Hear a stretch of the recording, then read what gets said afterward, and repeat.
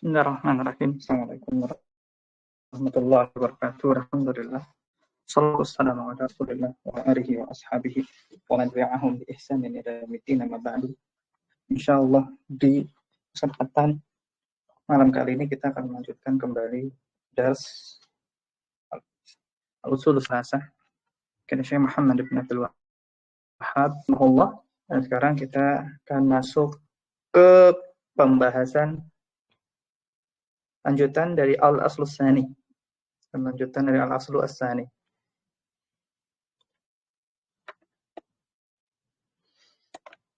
Di pertemuan sebelumnya kita sudah membahas tentang definisi rukun iman. Ya. Definisi rukun iman. Nah, rukun iman itu atau iman itu adalah qaul wal amal atau qaulun bil lisan wa tasdiqu bil jinan atau bil janan wal amal bil arkan yazidu bil ta'ah wa yanqus bil maksiyah. Jadi dia adalah perkataan, perbuatan dan amal yang naik dengan taatan dan turun karena maksiat. Sehingga menjaga ketaatan itu penting untuk menjaga kadar keimanan. Jadi ketika kalau kita sadar ya bahwa ibadah kita itu sangat berpengaruh kepada keadaan keimanan, maka seorang muslim ya, yang hendak untuk mencapai level mukmin, maka yang pertama yang harus dia perhatikan adalah bagaimana dia menambah amalan-amalannya. Atau minimal dia konsisten dengan amalan yang sudah dia lakukan sekarang, tidak menguranginya sama sekali, kecuali mungkin di beberapa saat ketika dia futur, tapi setelah itu dia harus menambah lagi.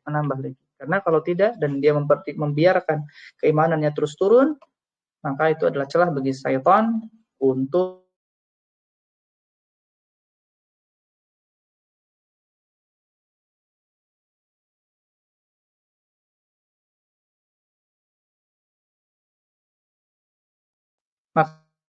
maka itu adalah celah maka itu adalah celah bagi syaitan untuk masuk dari dia perlahan ya mencicipi maksiat.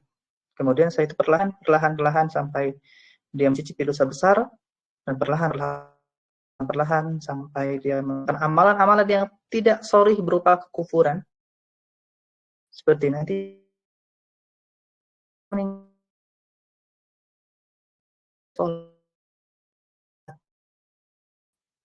ya mungkin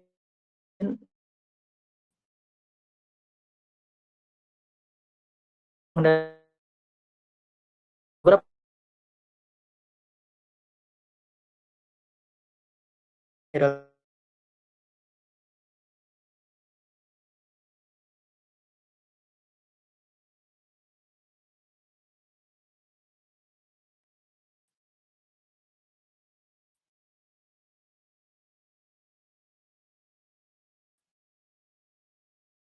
kan cita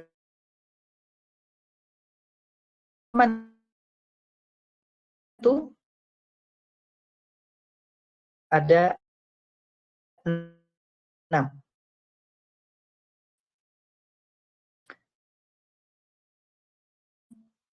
Yang apa maksudnya? Jadi kita mengimani rukun iman itu ada kadar global ya, kadar global yang harus kita imani sebagai kadar minimal agar iman kita sah.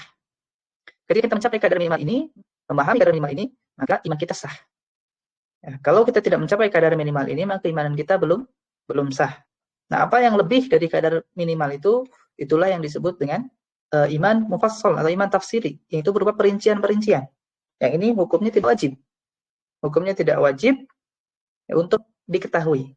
Tetapi menjadi wajib untuk diimani ketika diketahui. Kalau yang pertama wajib untuk diketahui dan diimani. Nah, adapun iman mufassal dia tidak wajib diketahui, dia tidak wajib dipelajari detail-detail keimanan itu, detail-detail hari kiamat misalkan yang dari awal sampai akhir, dari mulai bangkit kubur sampai hisab itu secara detail tidak wajib untuk kita pelajari sebenarnya. Nah, tapi kalau kita tahu, kalau kita sudah belajar, maka wajib untuk diimani. Kenapa? Karena kalau kita tidak mengimani rincian itu, maka kita sudah kufur kepada khabar yang datang dari Allah. Sehingga kita kufur kepada bagian dari rukun iman. yang menyebabkan kita kufur, dianggap kufur, mengkufuri atau menolak seluruh rukun iman. Nah, itu uniknya. Jadi Islam tidak mewajibkan kita untuk mempelajari iman yang mendalam, ya, tetapi kalau kita sudah terlanjur tahu, ya wajib diimani. Karena sudah jadi bagian keimanan. Sudah menjadi bagian dari pengetahuan. Makanya kita kan juga mengetahui di pertemuan pertama ada ilmu yang fardu kifayah dan ada ilmu yang fardu ain. Ada yang wajib diketahui, wajib diamalkan. Tapi kadar lebih dari itu adalah fardu kifayah. Yang tidak wajib. Maka di keimanan juga sama. Nah, yang penting untuk kita pelajari, yang penting untuk kita ketahui sekarang adalah bagaimana memahami kadar minimal dari iman dan rukun iman. Nah, yang pertama adalah iman kepada Allah, untuk minubillah, beriman kepada Allah Subhanahu wa taala. Nah, iman kepada Allah ini dia ada 4 menurut para ulama unsurnya. Yang pertama iman biwujudillah. Jadi iman bahwa Allah itu ada, berwujud. Nah, dan kemudian ada iman birrububiyatillah. Yang kedua, itu iman kepada rububiyah Allah. Nah, itu sudah bahas panjang lebar. Yang ketiga, iman biuluhiyatillah. Iman kepada uluhiyah Allah. Kemudian iman bi asma'illahi wa sifatih. Iman kepada asma dan sifat Allah. Nah, ini adalah 4 unsur iman kepada Allah. Ya, untuk minubillah, iman kepada Allah unsurnya 4. Iman kepada wujud, iman kepada uluhiyah, iman kepada rububiyah, dan iman kepada asma wa sifat. Nah, terkadang sebagian orang karena lemahnya iman atau di zaman sekarang, hatta wujudillah saja, bahwa Allah itu berwujud, sebagian masih meragukan. Jadi ini tidak boleh.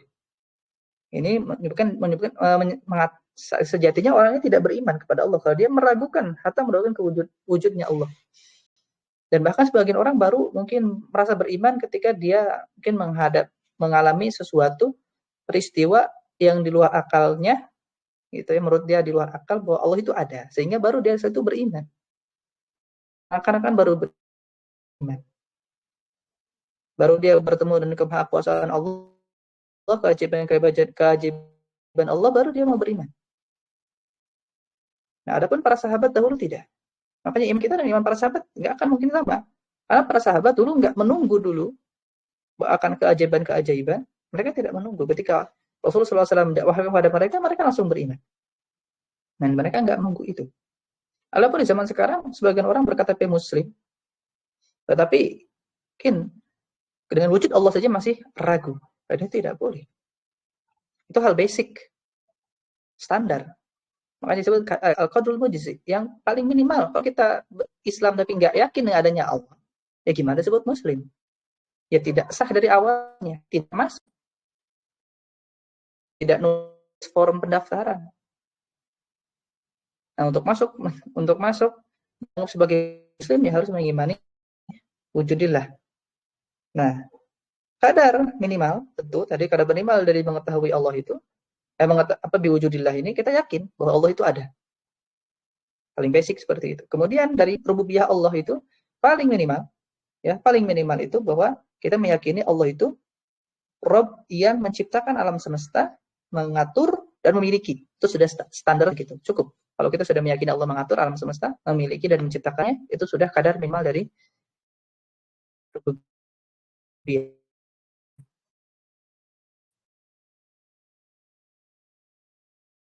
Kadar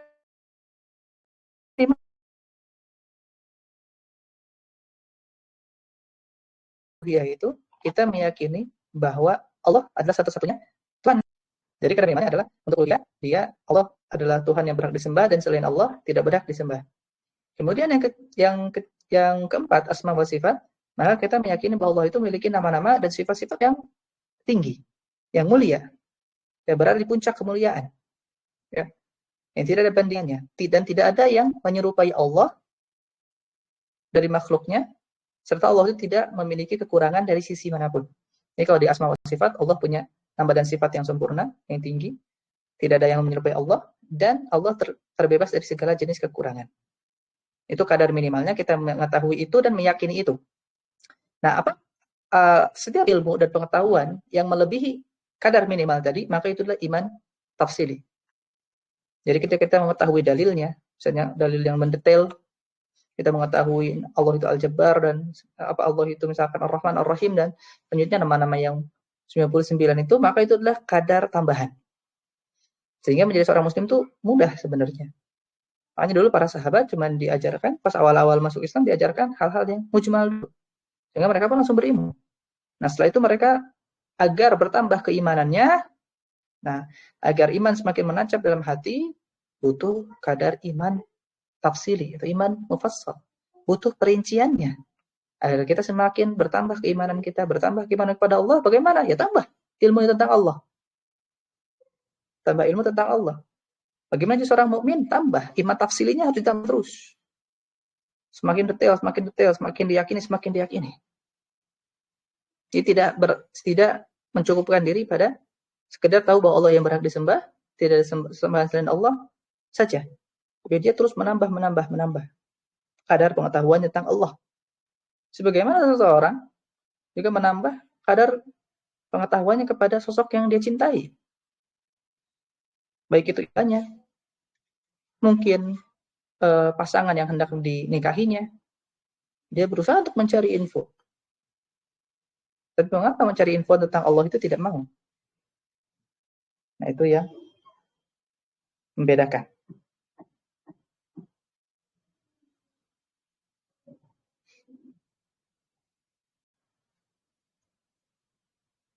Nah kemudian ada iman kepada malaikat, iman bil malaikat. Iman kepada malaikat itu, apa kadar minimal dari iman kepada malaikat? Iman kadar minimalnya adalah mengimani bahwa malaikat itu adalah ciptaan Allah, itu satu. Karena sebagian orang ada yang mengimani bahwa malaikat hanyalah sifat. Jadi kalau sifat baik adalah malaikat dan sifat buruk adalah setan. Nah itu salah. Malaikat itu berwujud, ada wujudnya dan dia diciptakan. Bukan sekedar sifat. Karena sebagian ada yang menganggap demikian, dan itu tidak benar. Ya, itu adalah paham mungkin yang dia terpapar dari film-film mungkin. Ya, dari cerita-cerita barat. Yang pertama, dia makhluk yang diciptakan oleh Allah.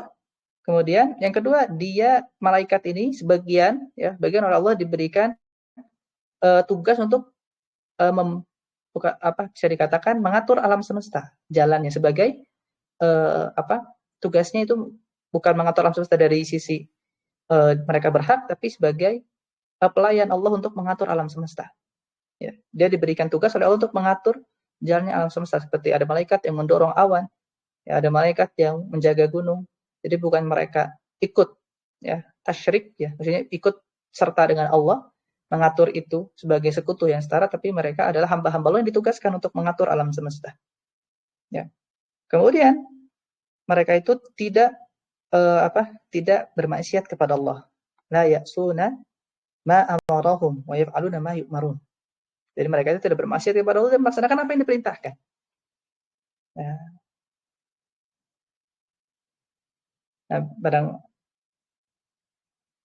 Sehingga maka kalau meyakini kadar minimal ini, maka itu sudah cukup. Ya, maka itu sudah cukup.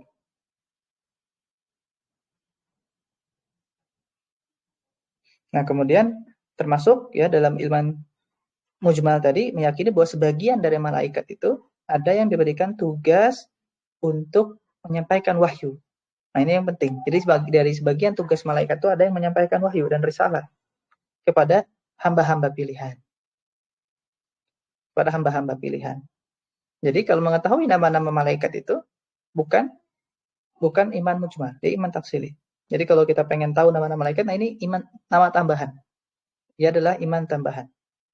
Jadi seperti mungkin namanya yang mirim risalah siapa? Nabi malaikat Jibril misalkan. Terus yang mengatur hujan siapa? Mikail. Yang mencabut nyawa malakul maut. Misalkan. Sebagian riwayat mengatakan Israel dari Israelia atau dari Taurat dan Injil. Nah. Kemudian ada malaikat Malik penjaga neraka. Nah ini adalah informasi tambahan, iman tafsili. Kalau sudah tahu, diyakini. Adapun kalau belum, ya sebenarnya tidak wajib untuk mencari. Namun, bagaimana agar kita semakin merasakan kehadiran malaikat, dia pelajari lebih dalam tentang malaikat, bahwa ada malaikat pencatat amal kiri kanan. Catat amal kiri kanan. Catat amal kiri kanan. Jadi kita tidak semena-mena. Dan kita tahu bahwa setiap yang kita lakukan akan dicatat oleh Allah Subhanahu wa taala menurut mengikut oleh malaikat yang selalu mengikuti kita kemana-mana. Kiri dan kanan, catat amal baik dan catat amal buruk. Semuanya dicatat. Ya, semuanya dicatat. Perkataan kita, perbuatan kita, semua dicatat.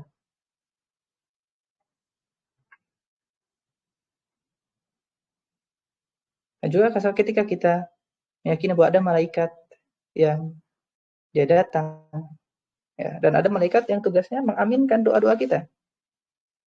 Seperti ketika kita mendoakan saudara kita dalam sir, dalam ketidaktahuannya. Jadi kita doakan orang lain. Yang salah satu doa yang diijabah itulah kita mendoakan orang lain. Doa yang diijabah. Mendoakan orang lain itu adalah sebab-sebab diijabah. Kenapa? Karena ada malaikat yang tugasnya mendoakan dengan doa yang sama. Jadi ketika kita mendoakan kepada orang lain, ya Allah, berikan kesehatan kepada dia. Ya Allah, berikan kecukupan harta bagi dia. Nah, maka ada malaikat yang mengatakan, saya lupa dalam bahasa Arabnya, tapi semoga semoga engkau mendapatkan yang setara, atau malaikat tadi mendoakan dengan doa yang sama. Sehingga kita pun ketika mendoakan saudara kita dalam ketidaktahuan saudara tadi, kita mendoakan yang baik-baik, maka diaminkan oleh malaikat dan didoakan yang sama. Jadi kalau kita ingin mendapatkan sesuatu, ya, doakan orang lain sesuatu itu, sehingga Allah kasih lewat perantara malaikat. Siapa yang nggak mau didoakan makhluk Allah yang tanpa dosa, yang kedudukannya tinggi, ya, yang senantiasa taat kepada Allah? Siapa yang nggak mau? Dia doakan. Jadi kalau misalnya masih sulit jodoh, doakan orang lain agar dimudahkan jodohnya. Sehingga ini juga akan menjadi menjadi penahan bagi kita. Kita tidak akan mendoakan yang buruk-buruk bagi orang lain, karena malaikat pun akan mendoakan yang sama. Ya. Kalau kita tidak dizolimi,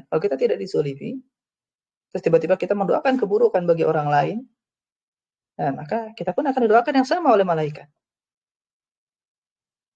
Didoakan yang sama. Ya, jadi jangan berdoa yang buruk, doakan yang baik. Doakan saudara-saudara kita, ya, saudara-saudara muslim, mungkin kerabat-kerabat, dengan doa-doa yang baik, insya Allah itu akan didoakan oleh malaikat dan diaminkan. Doakan bagi kita. Yang ketiga, kemudian ada kutubihi, ya, iman kepada kitab-kitabnya. Dari wa malaikatihi wa kutubihi. Nah, bagaimana yang ketiga ini? Maka kita mengimani bahwa Allah itu mengirimkan, menurunkan kitab-kitab tadi berantaraan malaikat yang dikirimi wahyu kepada para rasul. Nah, kadar minimalnya adalah kita meyakini bahwa ada, ya, kitab petunjuk dari Allah bersama rasulnya. Ya, ada kitab ini. Dan di dalam kitab ini ada huda. Ya, ada petunjuk, nur, pencahaya, wal bayyinat, dan bukti-bukti. Wa ma bihi yasluhu lil ibadah. Dan juga yang baik-baik untuk hamba, petunjuk yang baik. Nah, kemudian ada Al-Qur'an yang merupakan kalamullah dan kitab yang dikirimkan kepada kita. Ya. Dan sesungguhnya semua kitab-kitab ini adalah min indillah, dari sisi Allah Subhanahu wa taala, dan benar. Ya. Nah, ini adalah kadar yang minimal, bahwa Allah menurunkan kitabnya bersama rasulnya tentunya, yang berisi di situ ada huda, nur, wal bayyinat. Kemudian di antara kitab-kitab itu ada Al-Qur'an, yang merupakan kalamullah. Ya. Dan kalamullah, dan semua kitab-kitab ini datang dari Allah Subhanahu wa taala, berisi kebenaran, haqqul mubin. Ya. Yang harus meyakini itu. Ketika kita tidak yakin bahwa Al-Qur'an ini adalah kitabullah, datang dari sisi Allah, berisi kebenaran, ya, kita belum beriman kepada kitab. Belum sempurna, belum sah iman kita. Karena ada sebagian yang tidak meyakini Al-Quran itu adalah kitabullah, adalah kitab suci. Orang-orang yang terjebak pemikiran barat. Yang orang-orang barat ini, mereka meragukan agama Kristen, meragukan agama Bible itu sendiri. Wajar mereka meragukan itu, karena Bible itu sudah diubah. Dan ada sejarah kelam bahwa dulu gereja itu mengekang masyarakat, melakukan kerajaan-kerajaan. Semua harus di bawah gereja. Lantas mereka ingin memberontak. Karena ketika dipimpin oleh agama, mereka tidak mendapatkan kebaikan. Berbeda dengan Islam ketika dipimpin oleh khalifah yang menjalankan syariat Islam, semuanya merasakan manfaat. Nah, maka setelah itu, iman kepada kitabullah, iman kepada kitab-kitabnya itu tafsil, yaitu ketika bahwa Al-Quran ini merupakan detail-detail tentang Al-Quran namanya, dan dia adalah hujjah dan semisalnya, itu adalah dan nama-nama kitab-kitab yang lain seperti Injil, Taurat, Zabur, ini semua adalah iman tafsiri. Tapi tentu agar kita semakin kuat beriman kepada kitabullah, kita meyakini bahwa ketika dibandingkan Al-Quran dengan kitab yang lain, dia adalah kitab yang sempurna, tidak ada pertentangan di dalamnya. Tambah, ya, ketika kita ingin menjadi mukmin, tambah. Jangan sekedar iman mujmal. Kemudian wa rusulihi, dan kepada rasulnya. Iman kepada rasul itu kadar minimalnya itu kita meyakini bahwa Allah itu sudah mengirim rasul. Ya. Jadi kita yakin bahwa tadi kan sudah ada malaikat, salah satunya pas sebagai pembawa wahyu. Kemudian wahyu itu adalah berupa kitab. Ya, dan kitab itu diturunkan atau diberikan kepada seorang rasul. Ya, kita yakin Allah itu mengirim rasul-rasul, mengutus rasul-rasul kepada kaumnya.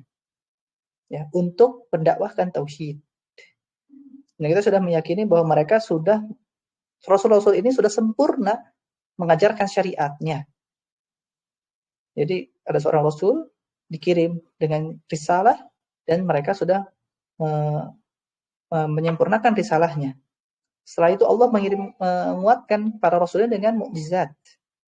Ya, dengan mukjizat, dan para rasul ini merupakan orang-orang yang bertakwa, telah menyampaikan amanah risalah, dan iman-iman kepada mereka itu seluruhnya mutalazim. Artinya harus beriman kepada seluruh rasul.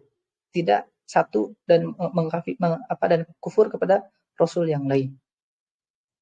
Nah, ketika kita sudah kemudian bagian dari situ, karena kita umat Muhammad, kita meyakini ya dari bagian iman mujmal ini, dari bahwa dari ada rasul bersama kitabnya, berdakwah kepada tauhid yang sudah menyampaikan risalah dengan sempurna, ya. Maka kita meyakini bahwa di antara rasul-rasul itu ada Muhammad yang merupakan rasul kita. Yang dari sifat tadi sudah mendapatkan tauhid, membawa Al-Qur'an, dan sudah menyampaikan seluruh risalahnya dengan sempurna dan memiliki mukjizat-mukjizat yang bisa masih kita lihat asar atau bekas-bekas dari mukjizatnya itu. Dan dia adalah, dan Muhammad ini penutup para nabi. Nah, ini penting bahwa Nabi Muhammad adalah penutup para nabi. Itu adalah kadar iman yang paling minimal. Bahwa Allah mengirim rasul-rasul berdakwah kepada tauhid, memiliki mukjizat dan sudah menyempurnakan risalahnya dengan amanah. Dan di antara rasul itu adalah Muhammad yang sudah tadi diutus dengan risalah, menyempurnakan risalahnya, mendakwahkan tauhid, ya. Dan juga beriman kepada seluruh rasul. Ketika kita sudah beriman dengan ini, maka ini kadar minimal. Setelah itu baru kita tahu bahwa rasul pertama Nuh, nabi pertama Adam, kemudian nama-nama ada Nabi Isa dan Nabi Musa. Nah, ini iman tafsiri. Namun tentu mempelajari kisah-kisah para rasul, ya, itu akan menambah keimanan. Yang menunjukkan bahwa dulu keras sekali ketika untuk mempertahankan keimanan. Dan juga para sahabat mereka, para sahabat para rasul, yaitu sahabat Muhammad, sahabat Isa, sahabatnya Musa, menunjukkan bahwa dakwah tauhid itu bukan dakwah yang mudah. Selalu ada tantangannya.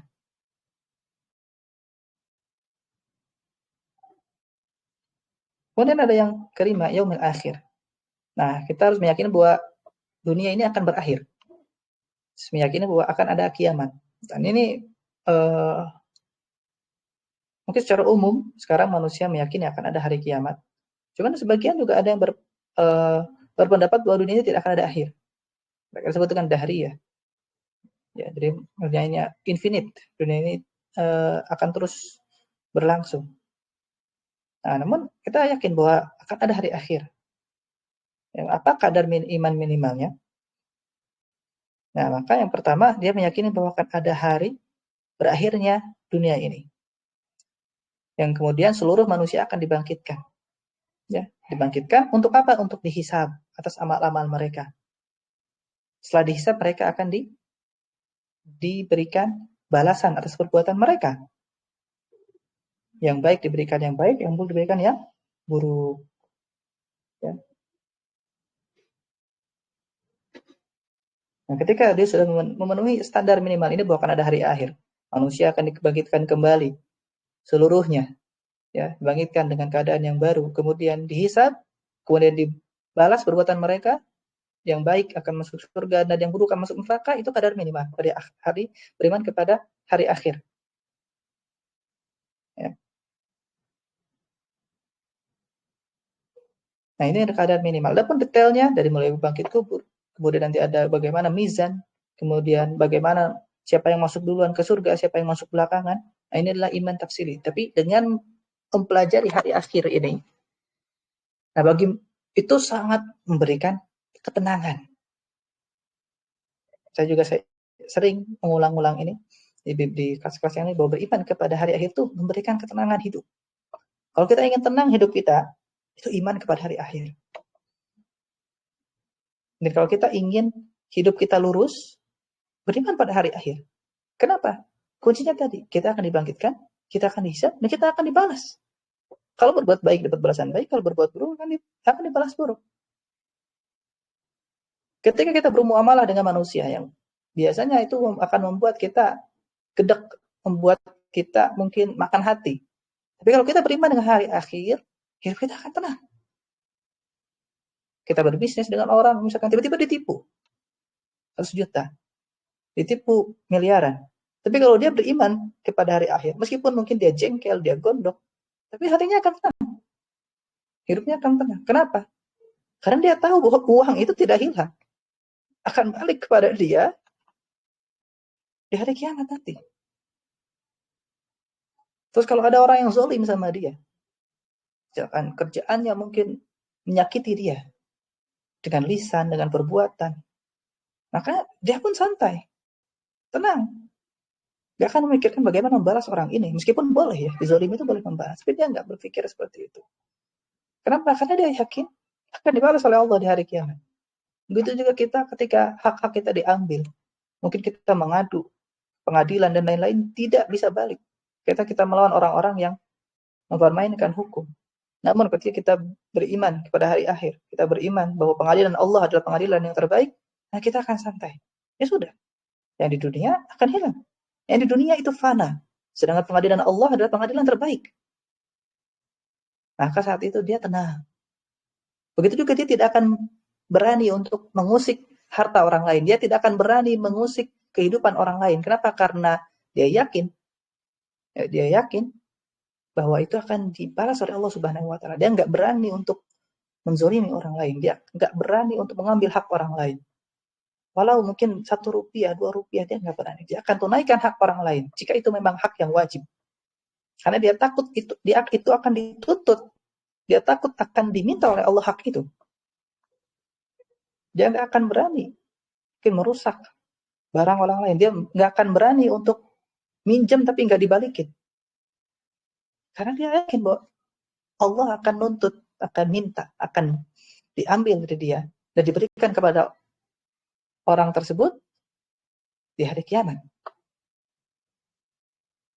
Dia nggak akan berani fitnah, dia nggak akan berani gibah, dia nggak akan berani ngelakuin hal-hal yang buruk karena dia yakin hari akhir itu datang dan dia akan dibalas.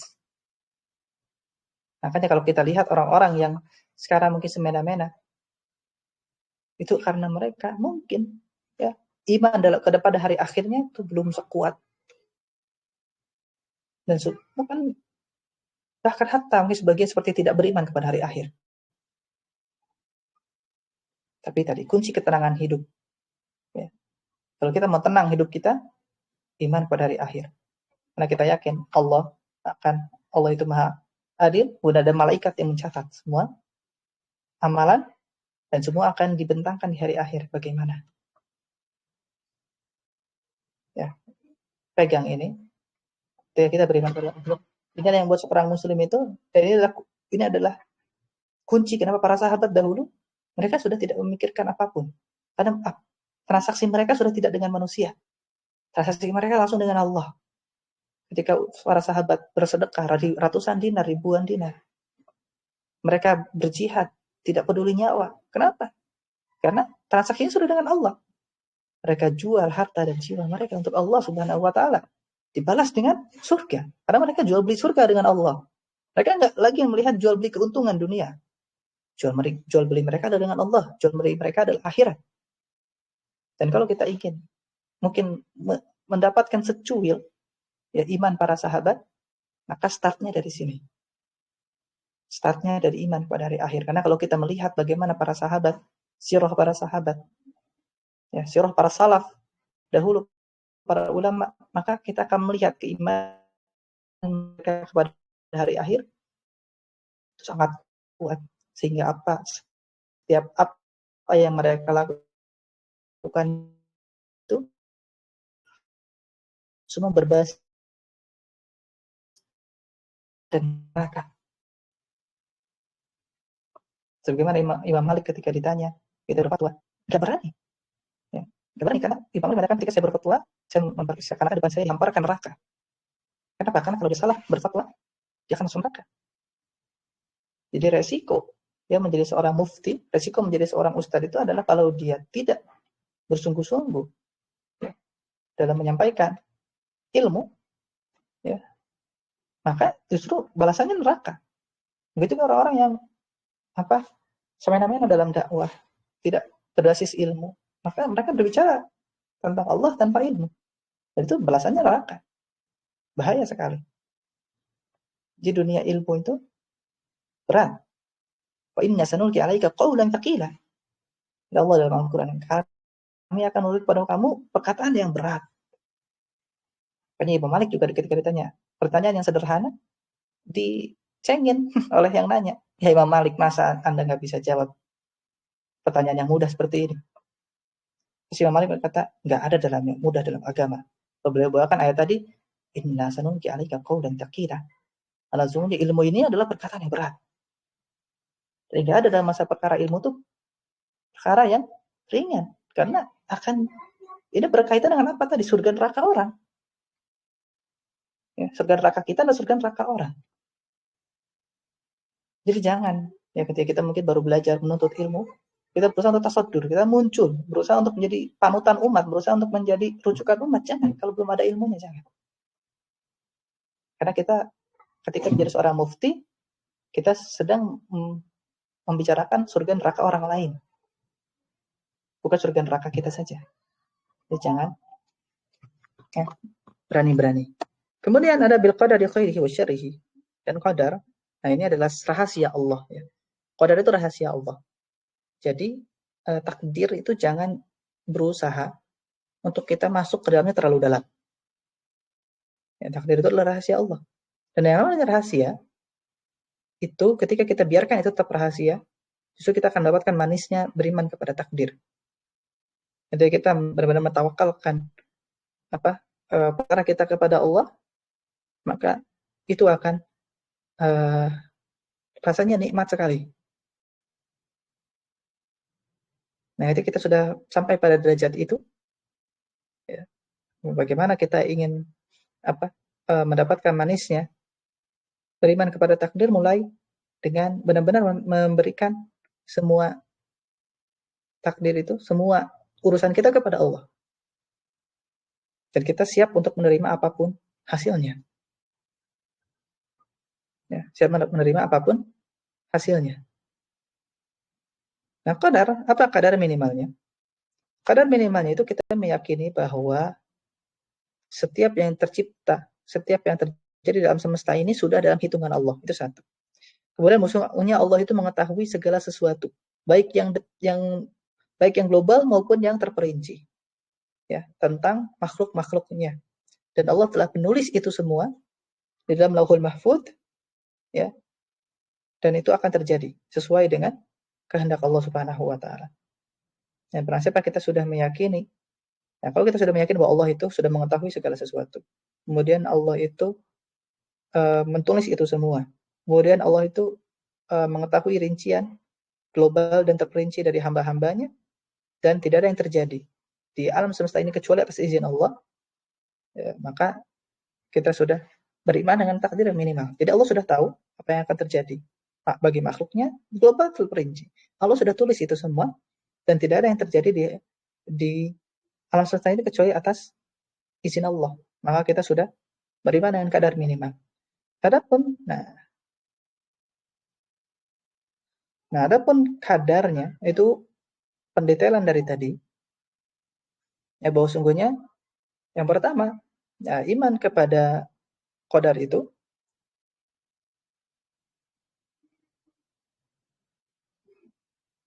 bahwa Allah mengetahui ilmu, mengetahui itu semua. Kita ulang lagi ya. Allah itu mengetahui itu semua. Semuanya terperinci maupun global. Ya, tidak ada yang tersembunyi dari Allah. Kemudian yang kedua, Allah menulis itu semua dalam Lauhul Mahfuz.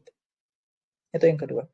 Yang ketiga, bahwa sungguhnya apa yang terjadi di alam semesta itu semua atas kehendak Allah.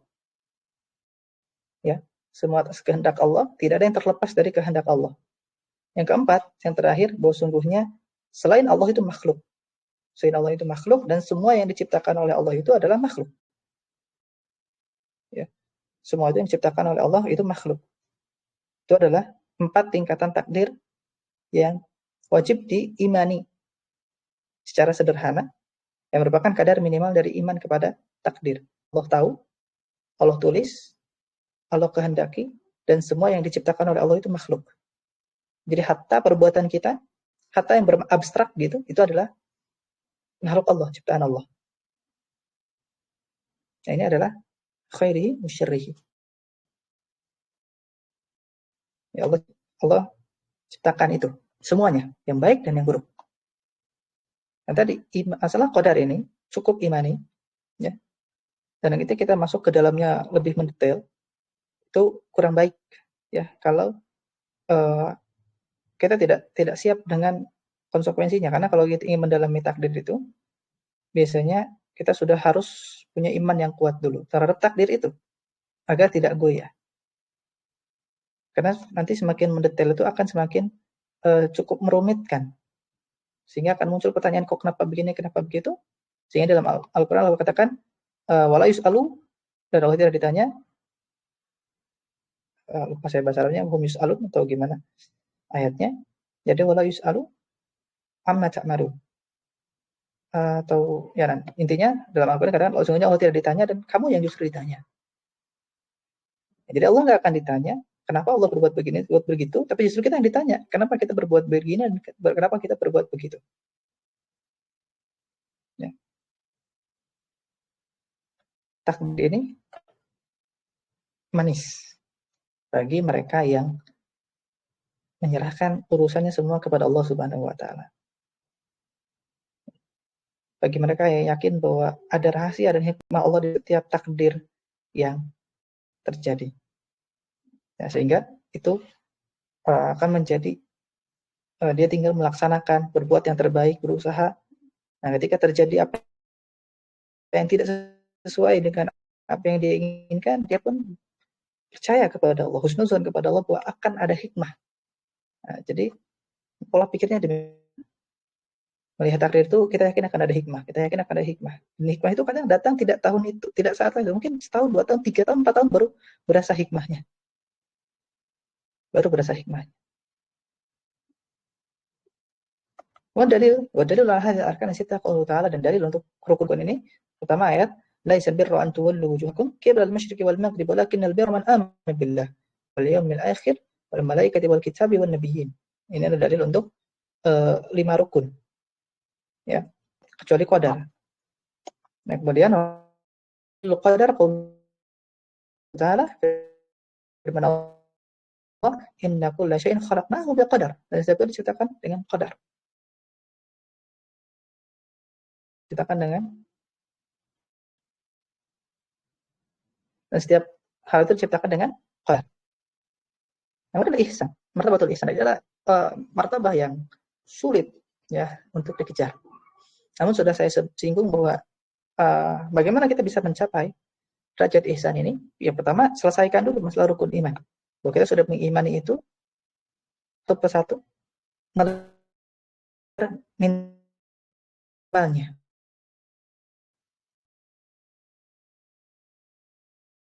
Dan semakin menambah keilmuan kita, meyakini apa yang pendeta, maka itu akan menguatkan keimanan kita. Dan nanti iman-iman yang kuat, iman-iman yang mendalam, yang sudah tertancap dalam hati itu akan mendorong kita, akan mendukung kita untuk mencapai martabat al-ihsan. Nah, tips yang dulu sempat saya singgung itu bagaimana kita bisa sampai kepada derajat ihsan itu adalah tentang hadis Nabi SAW, kepada aku syakura. Kenapa aku tidak bisa menjadi hamba yang baik? Ya, kenapa? Karena ihsan itu, ya,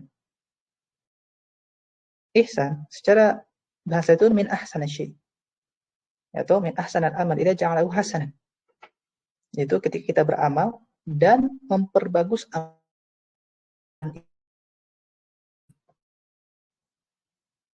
Dan selain dalam yang lain dikatakan itqanah, dia benar-benar memungkinkan amal itu.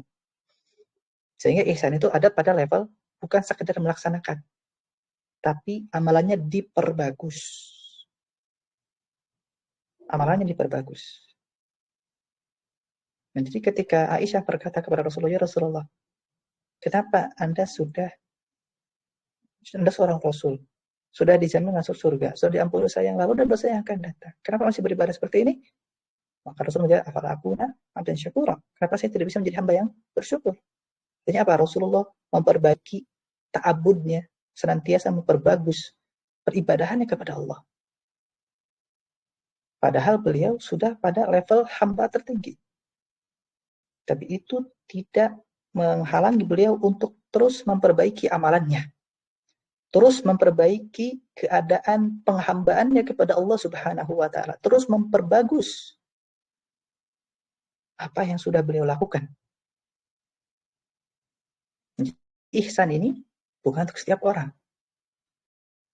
Ihsan ini hanya bagi orang-orang yang memberikan yang terbaik untuk Allah Subhanahu wa taala. Jadi kalau levelnya masih sholat ke masjid pakai kaos oblong dan sarung, nah, itu belum masuk level ihsan. Jadi tahapan pertama kalau kita ingin masuk ihsan itu adalah kita memperbagus ibadah. Ya, memperbagus ibadah. Jadi kalau kita masih ibadah seadanya, nggak bisa. Nggak bisa.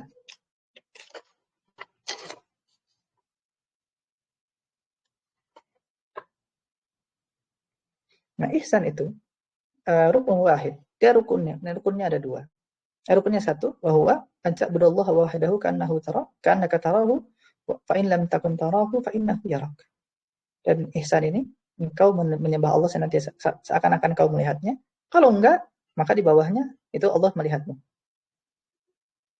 Nah, kalau kita muncul kepada tadi, masalah memperbagus amalan itu.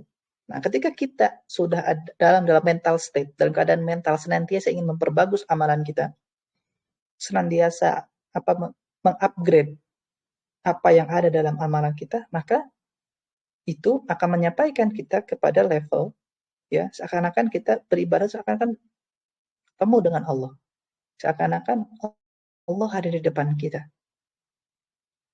Kenapa? Karena kita pun, ya, kalau kita bertemu, ya, dengan misalkan pejabat, ya, kita pasti akan senantiasa memperbagus etika kita di depan dia. Bajunya diperhatikan, makannya diperhatikan, ngomongnya diperhatikan.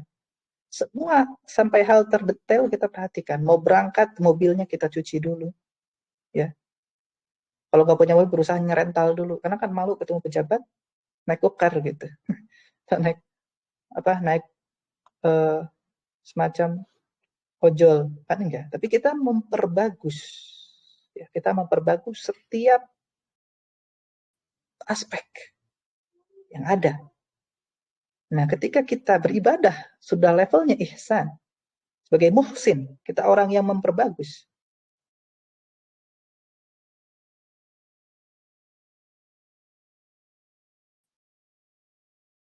Jadi ketika sholat kita puasa, kita senantiasa menjaga mulut kita,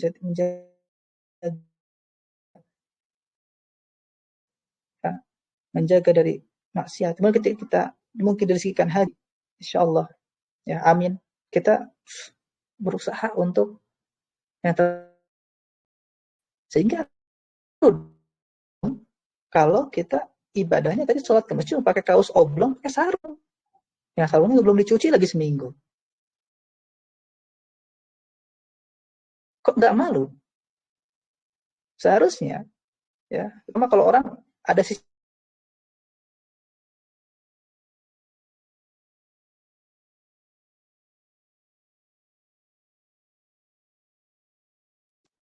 dia tidak bekerja, takut terekam, dan dia tidak bekerja dengan maksimal. Kalau kita tidak malu, tidak takut, ketika kita beribadah, ya, kita ibadah seadanya. Nah, makanya orang yang seperti itu belum bisa levelnya muhsin. Dan orang-orang yang punya mental state untuk senantiasa memperbaiki, senantiasa memperbaiki amalannya, nggak mungkin bisa itu, kecuali keimanan sudah menancap dulu di hatinya. Kecuali yakin Allah itu ada, yakin hari kiamat akan datang, yakin takdir Allah. Nah, kalau itu belum mengumpul, belum menguat, belum ya masuk ke dalam hatinya, itu nggak bisa.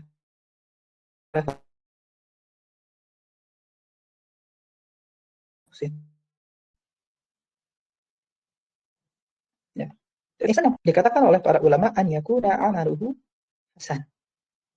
Yang paling minimal ketika kita muhsin itu kadar minimalnya apa yakuna khalisan sawaban. Amalan kita itu benar dan ikhlas. Nah, itu ihsan yang paling minimal. Benar itu berarti sesuai syariat, dan ikhlas itu artinya tidak syirik. Itu kan kadar minimal. Kalau enggak kan musyrik. Jadi ihsan yang paling minimal itu pastikan khalisan sawaban. Ikhlas untuk Allah dan benar sesuai syariat. Yang mustahab. Nah, yang disebut oleh di sini oleh penulis mustahab itu fi maqamil muraqabah dan musyahadah. Nah, yang paling rendah itu maqam muraqabah, yaitu fa in lam takun tarahu fa innahu yarak. Artinya kita senantiasa diikuti oleh Allah, senantiasa diawasi oleh Allah. Nah, itu muraqabah. Sehingga kita malu kalau ngasih amalan kepada Allah yang seadanya. Sehingga kita berusaha untuk memperbagus amalan kita. Nah, adapun level lebih tinggi, kita seakan-akan sudah melihat Allah. Seakan-akan sudah melihat Allah. Sehingga kita bersemangat untuk memperbagus amalan kita. Kalau mau sholat malam, dia pakai baju yang terbaik, dia pakai parfum, dia pakai baju bagus, gitu ya. Di tempat yang khusyuk. Ketika dia mau baik, kalau zakat fitrah dia pastikan berasnya yang terbaik. Ketika dia haji dia pastikan itu kan semuanya yang terbaik. Nah, ini maqamul ihsan. Nah, kalau dia tidak yakin bahwa itu semua ya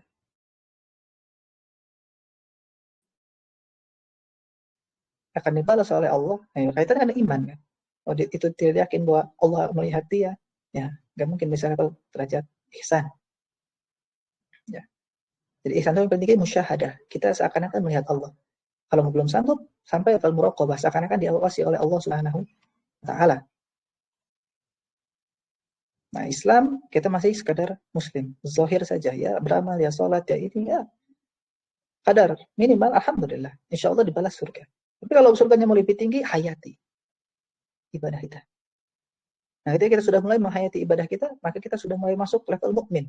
Dan bagaimana bisa menghayati ibadah? Dalami rukun iman. Ibadah dan muamalah kita akan lebih teratur, akan lebih bagus. Nah, bagaimana masuk derajat ihsan? Perbaiki, perbagus. Perbaiki dan terus hiasi dengan keindahan amalan kita.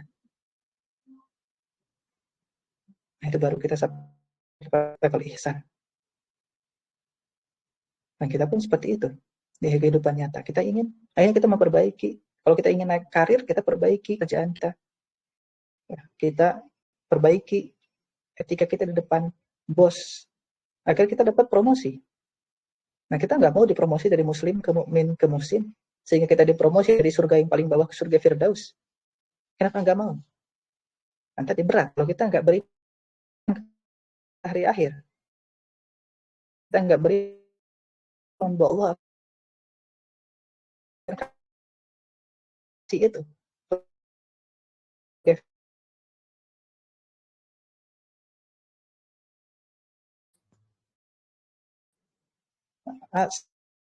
Start mulailah dengan memperdalam tentang itu. Allah Ta'ala, innallaha ma'al ladzina taqaw wal ladzina hum muhsinun. Sebenarnya Allah itu bersama orang yang bertakwa. Nah, jadi muttaqin. Kalau kita mereka adalah muhsinun, orang-orang yang muhsin. Firman Allah, wa may yatawakkal 'alallahi fa huwa hasbuh, maka Allah akan cukupi. Nah, kalau sudah tawakal kepada Allah, sudah yakin kepada Allah, masalah keimanan, kepada takdir, aman.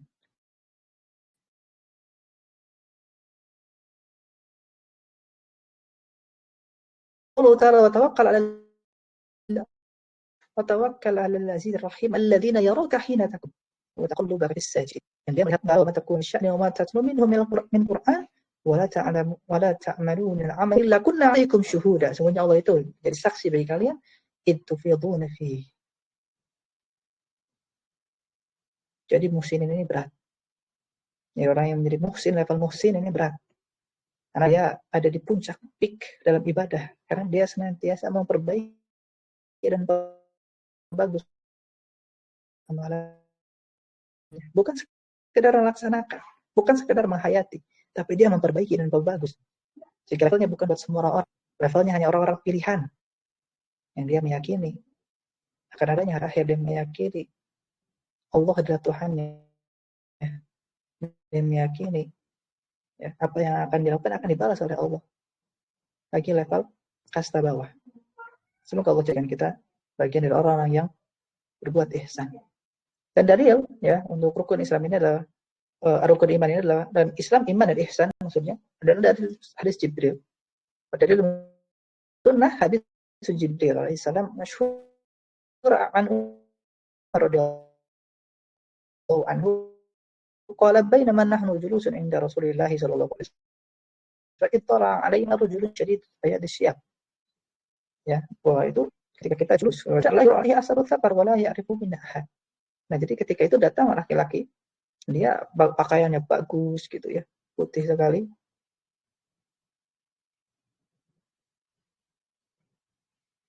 Ya, putih sekali. Ya, kemudian tidak terlihat tanda-tanda safar. Ya, kemudian pas rukbatayhi ila rukbatayhi, dia dekatkan kepada Rasulullah, menempelkan lutut dengan lutut, wadha kafihi ala fakhidayhi faqala ya Muhammad akhbirni al-Islam. Faqala an tashhada la ilaha illallah wa anna Muhammadan rasulullah wa tuqimus salata wa tu'tiz zakata wa tasuma ramadan wa tahujjal baiti in istata'ta ilaihi sabila. Jadi dalam penegalan pertama hadis ini dijelaskan tentang rukun Islam. Namun sebelum itu diperlihatkan bahwa sungguhnya malaikat Jibril ini dia sudah berbuat ihsan. Ya, dia sudah berbuat adab yang baik ketika datang ke majelis ilmu. Pakaiannya bagus. Kemudian dalam beradab datang kepada Rasulullah SAW, duduk di depan, ya, dan duduk dengan adab. Dan adab ini adalah kunci ya agar guru itu semakin cinta kepada murid. Kalau muridnya beradab, maka gurunya pun senang untuk mengajar murid tersebut. Kemudian qala sadaqta fa'ajibna lahu yas'aluhu yusaddiqu. Qala akhbirni bil iman. Nah, para sahabat bingung, kok benar membenarin Rasulullah SAW. Sudah tentang iman. Qala an tu'minu billahi wa malaikatihi wa kutubihi wa rusulihi wal yawmil akhir bil qadari khairihi wa syarrihi. Qala sadaqta. Qala akhbirni an ihsan. Qala an ta'budallaha ka'annaka tarahu fa in lam takun tarahu fa innahu yarak. Qala sadaqta. Nah, ihsan ditanya tentang tadi. Ihsan. Akhbirni an sa'ah. Nah, tanya. Nah, ini sebagai tadi rabit, sebagai kunci bahwa untuk bisa menaiki level-level ini, kunci utama satunya adalah hari kiamat ini.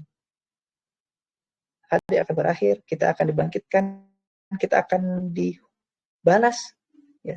Sehingga start pertama ingin menaiki iman, Islam, dan ihsan ini di hari akhir. Tanya. Al-mas'ulun amira min as-sa'il. Saya nggak tahu, kamu juga nggak tahu, kan gitu. Pak, sebenarnya ada amaratiha, kita jelaskan. Saya tanda-tandanya. Anda adalah الغرات العالة العشاء يطلبون في البنيان. فالموضوع قال فالموضوع فلبثنا مليا فقال يا أمار أتدري من السائل.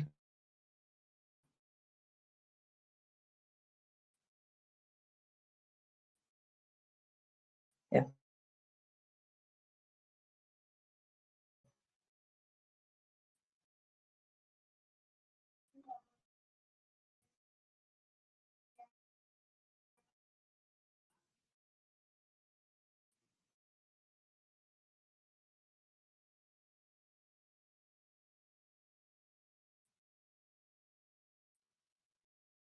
Muhammad من قريش وقريش من عرب والعرب من ذرية إسماعيل بن إبراهيم الخليل عليه وعلى نبينا أفضل الصلاة والسلام وله من عمره 63 سنة منها 40 في قبل النبوة و23 نبيا رسولا. Nah, jadi untuk mengetahui Nabi Muhammad itu pertama ya kita harus tahu namanya. Ya. Jadi ini jelaskan nasab beliau yang paling pertama. Ya, beliau adalah dari Hashim dari Quraisy, dan Quraisy ini dari Arab, dan Arab itu dari dzurriyyah Ismail. Dan ini kenapa Yahudi itu tidak suka dengan Nabi Muhammad, karena mereka pengennya dari dzurriyyah Ishak. Nah, Ibrahim itu kan punya anak Ishak dan Ismail yang menjadi nabi itu. Nah, biasanya nabi-nabi Bani Israel itu dari dzurriyyah Ishak semua. Sampai hatta Nabi Isa itu terakhir dari dzurriyyah Ishak. Nah, ketika Yahudi itu pede, ya mereka kan dzurriyyah Ishak juga. Ishak, Yakub, Yusuf kan. Ishak itu Yakub. Yakub itu Israel. Nama lainnya adalah Israel, sehingga disebut dengan Banu Israel. Ya, Banu Israel. Karena Yakub itu adalah nama lainnya Israel. Banu Israel, anak-anak Yakub. Yakub ini adalah turunan Ishak. Nah, mereka ketika tahu Nabi Muhammad turunan Ismail, mereka nggak suka. Karena nggak dari mereka. Kemudian mereka itu rasis. Yahudi itu rasis. Yahudi itu pengennya dari zuriyah Ishak. Jadi mereka tuh hanya masalah rasisme saja, nggak mau agama mereka. Padahal enggak. Ya, Ibrahim itu bapak semuanya. Karena Yahudi dari Ibrahim, Nasrani dari Ibrahim, Islam juga dari Ibrahim. Kalau Yahudi dan Nasrani dari jalur Ishak, sedangkan Islam dari jalur Ismail. Gitu. Tapi Yahudi dan Nasrani ngaku-ngaku Ibrahim adalah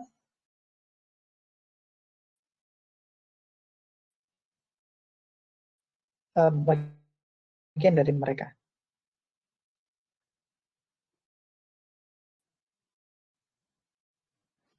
Ya. Jadi Nabi Muhammad dari dzurriyyah Ismail. Nah, kemudian beliau berumur 63, 40 tahun sebelum nubuwah, dan 23 setelah nubuwah. Nah, para ulama katakan 40 tahun adalah puncak kematangan akal, puncak kematangan mental, sehingga 40 tahun itu adalah start seseorang untuk bisa dikatakan berkontribusi. Dan dia sudah dapat puncaknya semua, gitu. Sudah kematangan dari sisi matang umur, matang mental, matang pikiran, ya. Dan di situ kenapa ada di 40.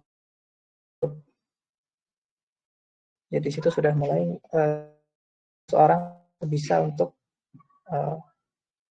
berkontribusi. Nah, Nabi Iqra. Jadi Rasulullah SAW itu didikan Nabi dengan Iqra, ursila bil muddatsir, dan di Rasul dengan al-muddatsir. Wa baladuhu Makkah, ba'athahu Allah bi dharat an syirki wa yar'u ila tauhid. Nah, jadi beliau diutus menjadi Nabi dengan Iqra, kemudian diutus di Rasul dengan muddatsir. Nabi itu sebagian kata para ulama dia adalah sosok yang ada Rasul diberikan berikan wahyu, kemudian untuk menyebarkannya kepada nah itu adalah nabi. Sehingga itu nabinya banyak, tapi semua syariatnya sama. Siapa? Rasul Musa. Nabi Musa itu Rasul. Nah, bawah-bawahannya Nabi Musa itu banyak nabi. Nah, dia semua membawa syariat Nabi Musa, tidak ada yang baru. Adapun Rasul, nah Rasul itu datang ketika dia membawa syariat baru dan menghapus syariat sebelumnya. Itulah definisi Syekhul Islam Ibnu Taimiyah rahimahullah yang dikuatkan oleh Syekh Shalih Al-Utsaimin dalam Syarah Ushul Salasah beliau, bahwa itu adalah Rasul. Jadi ada dua pendapat yang masyhur. Pertama, yang kita pahami bahwa Nabi itu dirinya sendiri dan Rasul untuk kaumnya. Adapun pendapat yang kedua, Nabi itu dengan syariat lama, adapun Rasul bawa syariat baru. Ya, jadi tidak semua Nabi itu Rasul, tapi setiap Rasul adalah Nabi. Kemudian, nah, di dalilnya, ya ayyuhal mudaththir, qum fa'anzir. Karena di sini qum fa'anzir, bangun dan berdakwahlah. Rabbaka fakabbir wa thiyabaka fatahhir wa rujza fahjur wa la tamnun tastakthir li rabbika fasbir. Wa ma'na qum fa'anzir yunzir an asy-syirk wa yad'u ila tauhid. Maksud dari qum fa'anzir, bangun dan berdakwahlah, maka berdakwah untuk